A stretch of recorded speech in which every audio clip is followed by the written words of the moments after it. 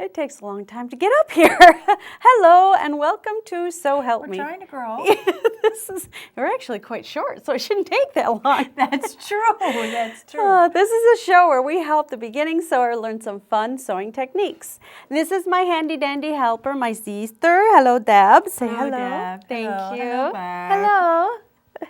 Today we're going to be making something special. We're going to turn this into a quilt. Can you get a close-up of this, maybe? The other way. There we go. That is amazing. We're going to turn it into it. Can you hold this up, Deb, maybe? Sure.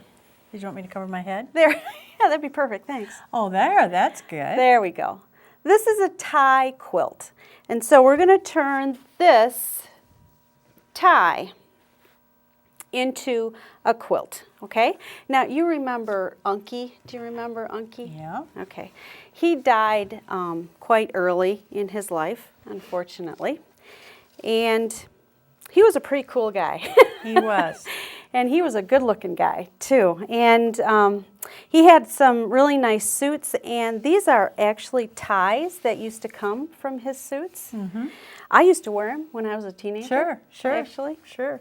But got older and wider. Didn't want to draw attention to that part of my body. And those stripes? Yeah. And so I just kind of put them all away and thought, you know what, for this Mother's Day, I thought I'd do something special for Mom because Mom and him were really close. Very, very. What a wonderful idea. Special idea. And of course, you can do this with a grandfather. Mm-hmm. Dad has, he's got a bazillion ties. At least 500. Yeah, we could probably go around the world with his ties. So we can do that with his ties too. But this is for Mother's Day. And on the inside, on the sashing, is actually suit. Material. Wool suit. Mm-hmm. Wool or polyester suit material. And it doesn't have to be the same. Well, no, I didn't really have enough. So I just had pieces. Oh, I like the contrast. I think that draws it all together. Because the suit goes around the tie. Mm-hmm. Okay? There you go. So we're going to make a tie quilt. There you go. All right. Here's what you need to start that project. First of all, you would need at least 12 old ties in order to make a throw. How big would the quilt be then? It would be a good throw size, probably Okay. 36 by 40, 42. Okay. Mm-hmm. And his ties, you know, back then in the 50s, They were very narrow. wide. Yeah. Well, then we went to wide. Yeah. They were narrow first. So these were narrow ties. And so I needed, I see a hole right here that I have to fix. Okay. We'll talk about that. We do. So you need at least 12 old ties and at least one old suit. Now, you know, you can easily go to Goodwill, but this is kind of a keepsake. Is this one of his suits too? No, I couldn't. We didn't have that. Oh, okay. We didn't have that. But I tried to find something that was suiting, so it looks like it. Sure. Mm-hmm. You need a 6x6 square ruler, or at least a 6x24 ruler, some kind of ruler that is at least 6 inches wide, a rotary cutter and mat. The Lazy Susan mat. Now, this is the Lazy Susan mat, and this is wonderful because I can actually stick my piece right here and cut, and then turn, cut, turn, and cut. And so that really makes it much easier. It helps me get a square so I don't have to go, and then go, oh, shoot, how do I do that? Okay, so this Lazy Susan mat works really nicely, okay? You need a 1/4-inch foot for your sewing machine. Good quality thread, of course, right, Deb? Absolutely. Yes, we need to have good quality thread. I recommend Microtex needle or a small jeans needle, a size 80-12. Sharp point. Okay. You need a sharp point because these are really small fibers that make up the ties that give them their shiny look. Okay. Seam ripper. And I like the surgical seam ripper. I'm going to show you how to use the surgical. This looks like a weapon, and my goodness, you'd never get this on an airplane. A scalpel. It is a scalpel, basically, is what it is. Very sharp. Goes so much faster than that little traditional seam ripper or scissors. Sure. Okay.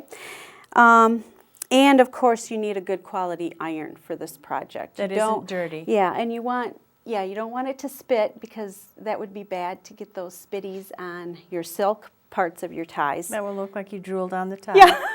Such a good plan. Okay, so that's what you need for, ooh, you want my surgical seam ripper? It's scary. That's what you need to get started, okay? So Now, what are some things that we have to keep in mind as far as putting all of this together? that's good. I'm glad you asked that question, Deb, okay?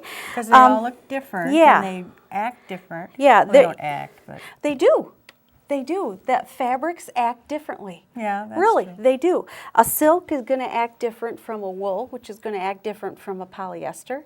A silk is going to iron very easily. A polyester, Oh, okay. you're not going to get a crease in real No, easy, so you no. got to steam the snot out of it. Okay. You know. So do you have to keep some apart and not put them together next to each other? Does that make a difference? Well, you can. That involves a lot of thinking, actually. So I tend to not go in that area. I tend to just solve the problem after it's Do you been need a pressing created. cloth? I did not use a pressing cloth. I probably on the silks I should have, but you know they Because were how so would you old. change the iron temperature from going to wool to acetate to, I mean, it'd be so hard if you've got them all together. Well, yeah, you don't keep it on for very long, and silk takes a high heat setting, and so does wool. Poly, not so much. Okay. But yeah, you do slide it All a right. little bit. Yeah. So you have to be careful with that because your fabrics are going to react differently. And so you have to be a little bit loose when you do this, unless you're very precise. Keep those I am margaritas not coming. so precise. So you would have trouble with this. I know. What about how old the tie is? Does that make a difference? The older the tie, the more the fibers have kind of disintegrated, sort of. So usually what I recommend is the older the tie, what you want to do is instead of having your seam allowances open like I traditionally do, I would iron my seam allowances to one side like you would do on a regular quilt. Like if this was cotton.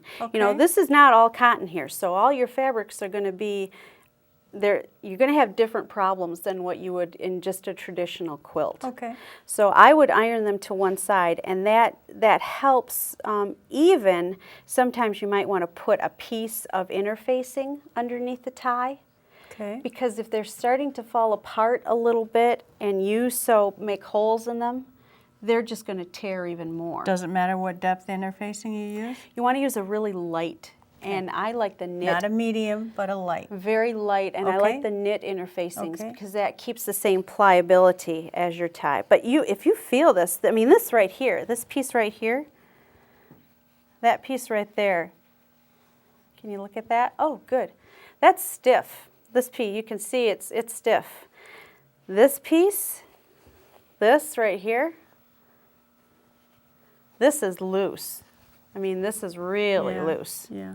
Now this one, not so much, but that's because I've got so many bloomin' seams in it. Now, say you have a tie that maybe is dirty or spotted or something like that. Do you wait till you're finished and then wash it, or do you do it before? That's another good question. You probably want to hand wash your ties. And sometimes, you know, there's some stuff out there now that you can use to wash them. So you don't have to take them to the dry cleaner. You just put them, I can't say it, but you know what it is. You get it at the grocery store, and you just put it in a bag and put it in your dryer, and it washes. Put it in a delicate bag. Okay. Yeah. All right. So, and sometimes spot washing will help too, but you want to freshen the ties before you put them in the quilt. Okay. Because again, you've got them sewed to all different kinds of fabrics, so they're going to react differently to cleaning. All right. Okay? Yep. Also, I don't know if you can see, can you zoom in here again?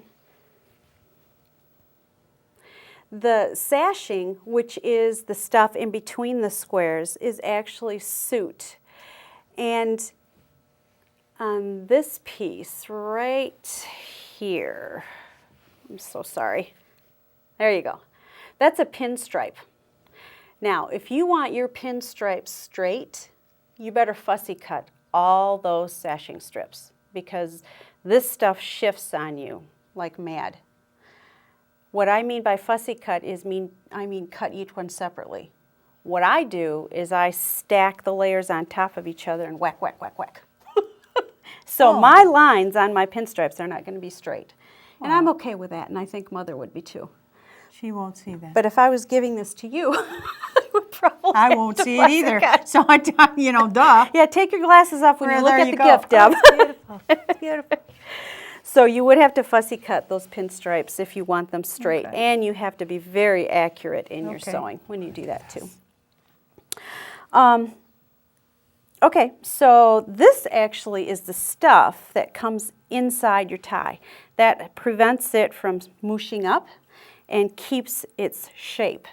So your fabric is shaped around that. We take this out of the tie. With this? Yes, with a surgical seam ripper. So I know you're wearing the tie. Have you bonded with that tie yet? Can I take it back? Okay, thanks.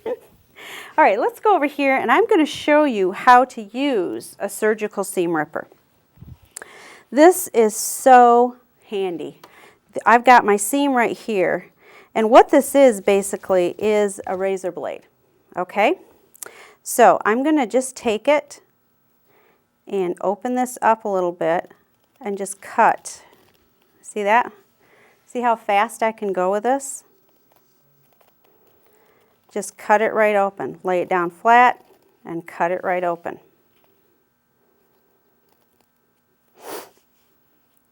Helps if you iron the tie out. Obviously, I didn't do that before I came. I should have. What do you mean iron the tie out? So it's flat, so it doesn't have any creases in it. It looks like you just wore this, and I'm taking it apart. Guess you won't have that tie.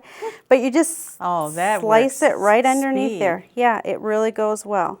And it is very, very, very, very sharp. So always, always, always keep it in something. So I'm going to hand this back to my sister. She's going to carefully put it away, like the nurse that she is.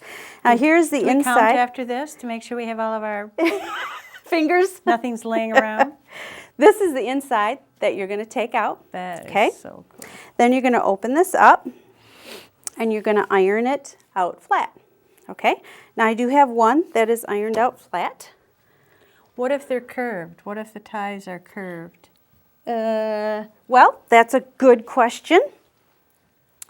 Here is... Because after wearing them, sometimes they have a... Well, you know, sometimes in the factory, they're not cut straight. This is true. Yeah.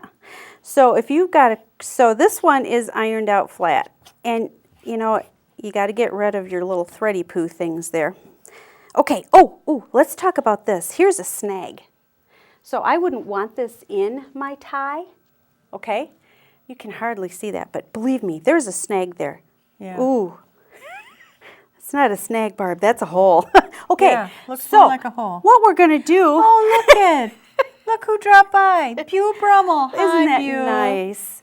So if you've got tags on the back of your tie, and you know the ties that I took apart from Unky's ties were really old, and so they were cool. They were cool tags. I bet they were. You know, so you're just going to take this and go ahead and cover that hole up, and put that right on your quilt. I think that gives a distinction. Yeah, I think so too. Like a designer type thing. And it's going to tell people, oh my goodness, this was a tie at one time.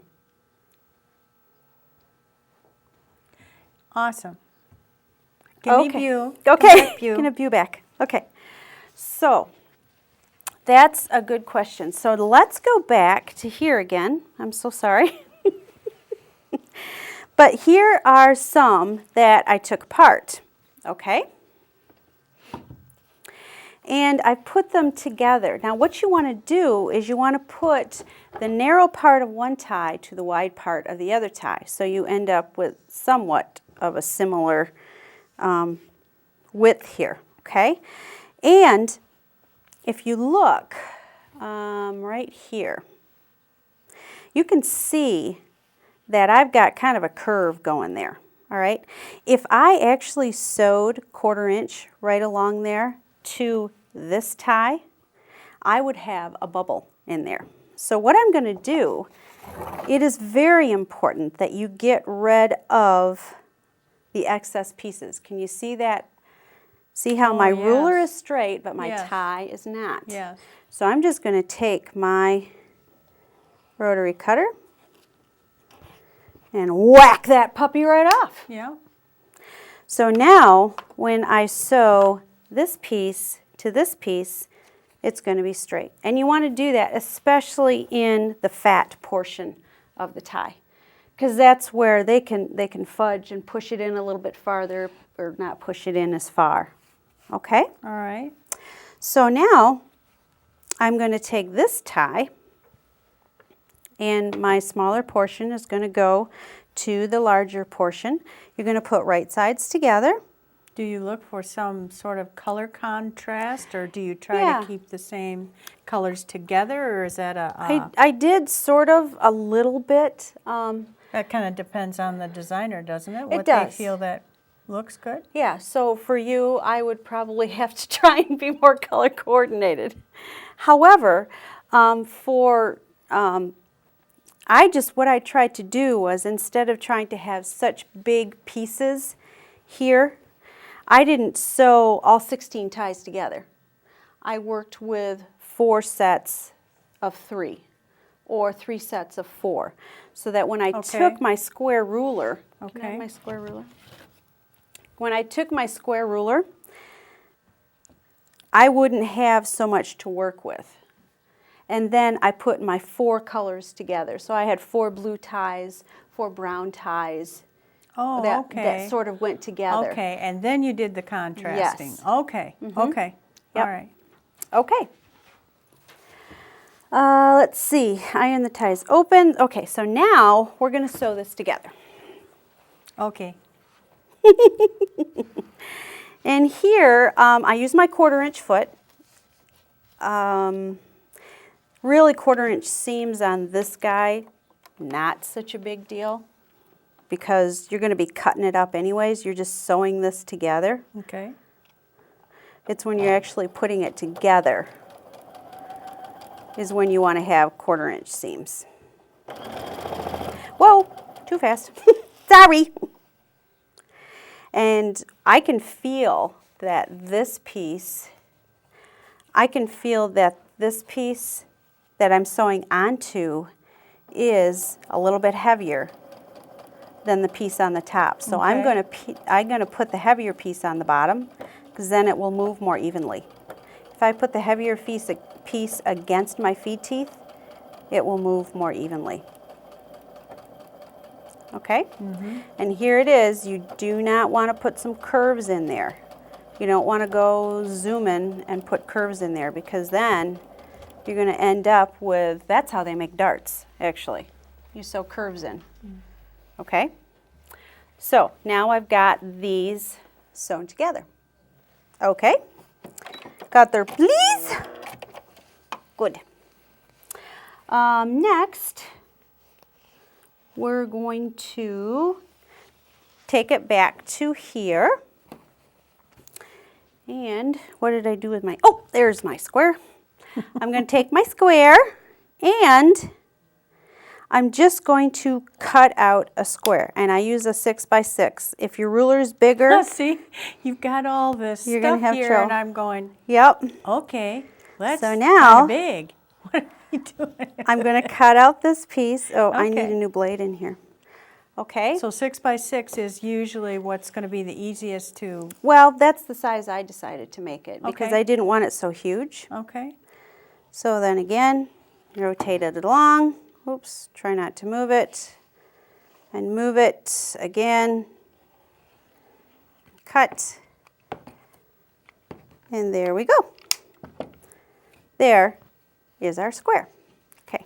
Now what can happen with these squares, if we go back to here again, what can happen with these squares is, if you have old ties, you can see how this is really, I mean, I can pull that wider or move it narrower. I can move those fibers.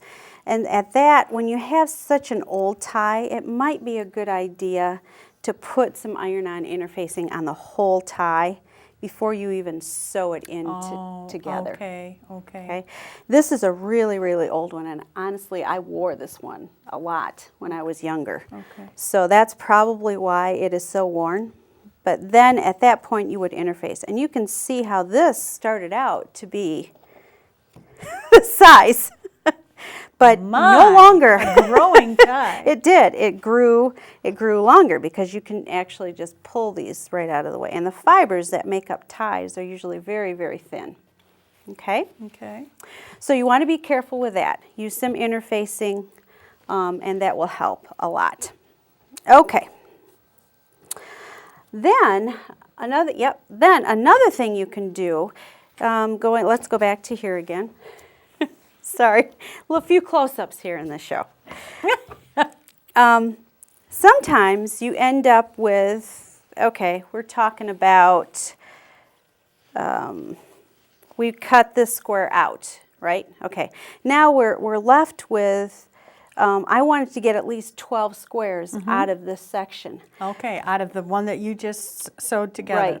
Right. Okay. I needed to get 12 squares, and All right. it's good to try and get an even number out of how many you're doing. Okay, that's good to know. And I end up with, oh no, I'm over here, I'm way over here, and I don't have enough squares. So what I do is all my parts and pieces that are left over, here's some parts and pieces that I have left over from other ones. Okay. So what I'm going to do is I'm going to do a form of crazy patch. So I've got this piece, which I can sew to this piece, okay? Then I'll probably make this straight right here, and I'll sew this piece onto it, and voila, I have enough for another square. How cool. Now, did you do anything like that on the quilt? I did do that. In fact, I Can did we that see quite a that? bit. You can see some long pieces, but if you zoom into this one right here, this blue one, Sure. you can see that's a Oh, lot of awesome. pieces. Awesome. Because those were really narrow ties, Yeah. and I had to put a lot of little pieces together. So don't throw your pieces away until Okay. you're done with the quilt. Okay. Okay? All right. Now, we talked about what this is right Yep. here. The suiting, your sashing is just like suiting, and And is this your discretion too, 2 inches, or Yeah. do you want? yeah, if you It's your actually wanted the discretion. quilt bigger, Okay. you know, you could make the sashing much wider. Okay. I cut them 2 inches, which means they're going to end up 1.5 inches wide. Okay. in the I look. like this. Isn't that a cool tie? That is so neat, that contrast and stuff like that. Yeah. That is very And I neat. tried to make sort of, I did all my blues in a diagonal. I did all the Okay. browns and I All did right. diagonal. All So right. you would Now, probably as like that. far as backing. Bo, you for would like that. As far as backing for something like this, what's going to be the best thing to maybe use to go on the back of this? Well, I probably would prefer a nice soft cotton. Okay. You can actually just slap a piece of polar fleece on the back of this and Oh, call hey. it good. Hey. But I want it to be, you know, I want it to be a little bit nicer. If I wanted this bigger, I could actually add a 6-inch border if I wanted to. So I could Yeah. make the quilt a lot bigger if I Yeah, wanted to. yeah. But she wanted just a little throw quilt.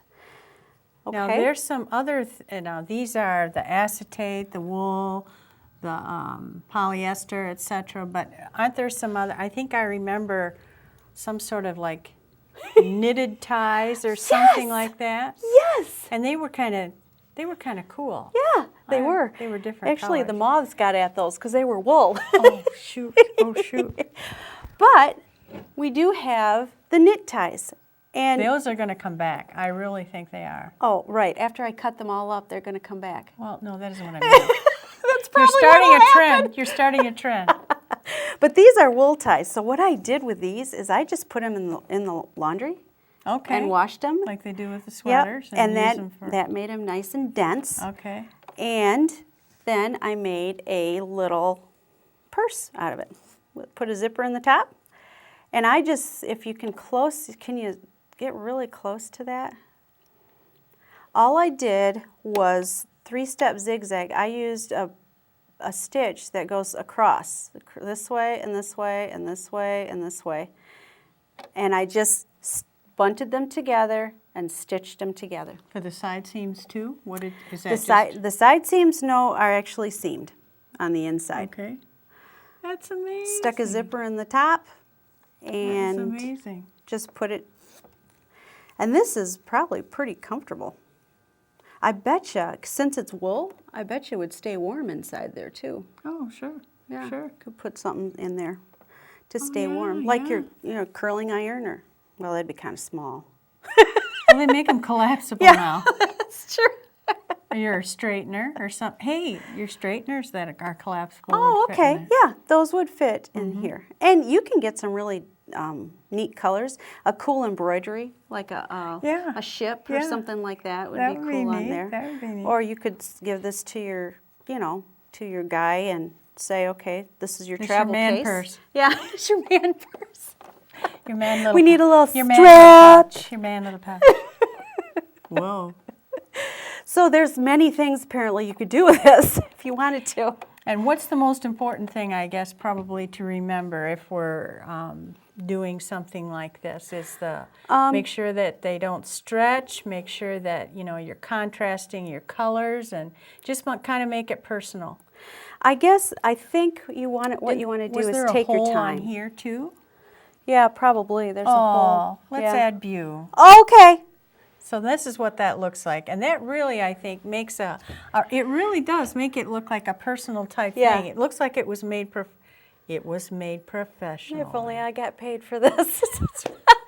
Then I could really be a professional. Bew thinks you are. Oh, thank you.